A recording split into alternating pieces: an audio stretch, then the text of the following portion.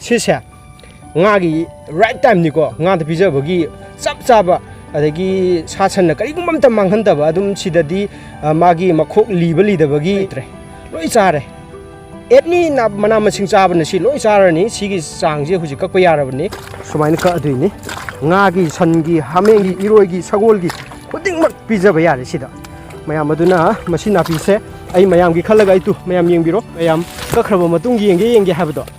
se anira kakhraba matung da सी condition से लेरे मैं अदुगा सोमदा लेरिसिन तो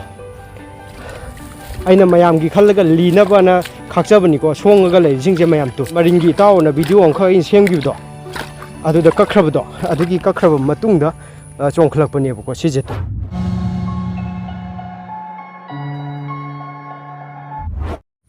इसनो मयाम आई हुजी ngasi je जुलाई की तांग अहुम नोंग चुबना मरम ओरगा सुटी थागिबदो कखरब मतुंग yenge habdo aduga somda lerisina to aina mayam gi khallaga linabana khakchabani ko songaga lerising je mayam to asida lerising se ko ado sidai gi se mayam to si yengbiro se le se kakraba matung se second thantakki akoi gi aina akoi maringi taona video angkha in semgido adu da kakrabdo adugi kakraba matungda chongkhlakpani ko sije to sigi pambi asang base sida pambi mahorje sigi somna kan nangai je sijina mu ngarang kakpune ba somna kan sina mu date 1 da kakpa songi sina mu date 2 da kakpa ngasi mu sigi matung sigi taina ba sida pambi ama ai kha amane ba ko adu duga sidagi mu matung ama mu kakpa haugrane ba ko ngasi gi aina ka aduine ba napi se aigi sangi damakta adu mayam sise ngagi right time ni ko nga da bija bagi chap chaba adagi sasan na kari gumam ta manghan da ba adum sidadi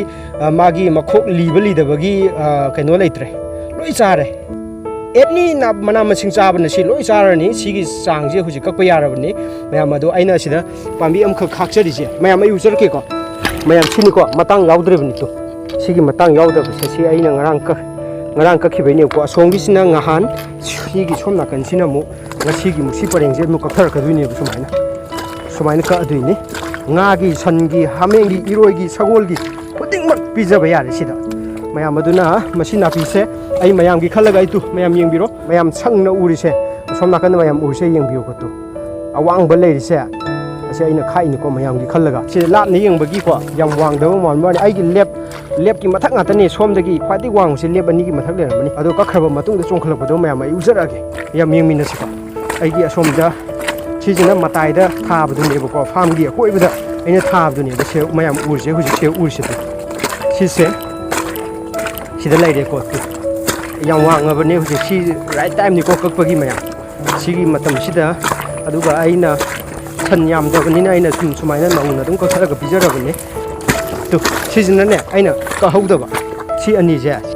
sida leijina second time ka abani sina first time khakta ka aga thamgi ba ko aduduna mangondagi mu sina mu haid helise ko mayam sini ko mayam khangbiyo to aina thingjagi ba sambal ni hoji sambal gi darkar oi koi bi ji yam sing sing ta ngai ro ni na ko to adai je khoi gi okram gi imabo ne inso leje to imabo laiba lokpi khoi gi ipandau ibo bi gi loina bi ne adagi ada noglai sina khoi gi khoi tatong kanai gi to in chingkhali je khoi itei mamanda ne in chingkhlai je si pareng jeng arai bi thada nga phana re sida khongam khak leibini mayam tu sida kakhraba matung da mayam chongkhlak pado mayam hujik mayam mai usarage ai gi lep ta gi mayam tu si tu kakhraba matung du ni ko sa adu du mayam se le re ko kakhraba matung ni ko sa tu aina kakta bida mayam gi khallaga lihan bani ko mayam tu sida mayam gi damak khallaga aina marakta khakcha bani tu loi haure tu mayam si mathu matam da somna pami ba pambi masing jing do haibiro yam ning biro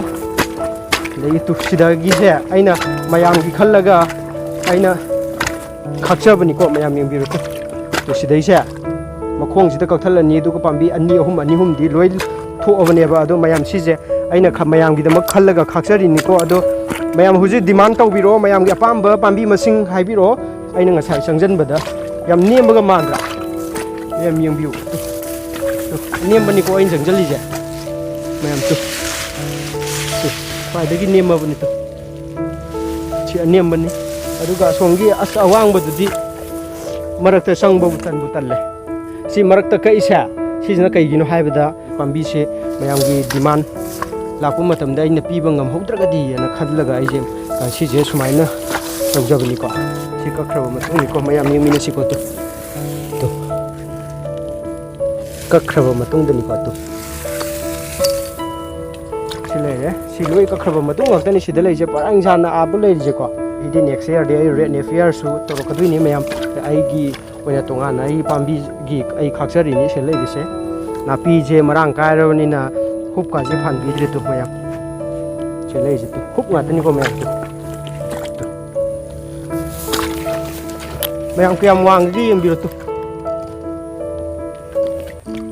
से लेजेनिको मखोम तो वांग मानद्रिजे level लेरिजेको मथंग मथंग मथंग काबनेबा सी माइना सी कागा सी योरागा सी कागा को मरोन मरो लेजे वांगबी चांग मानद्रिजे असोमदगी हान कथरकपनेबा अदो असोंगी हेन charger grow लाइजे अदुगा सोंगिसिना आइना मरक्ता वांजनमदे कखिद्रे से आइजे पाट मयाइजदनिको मयाम आइ सजिकसे मयाम यंबियो तो से सुमाइना लेको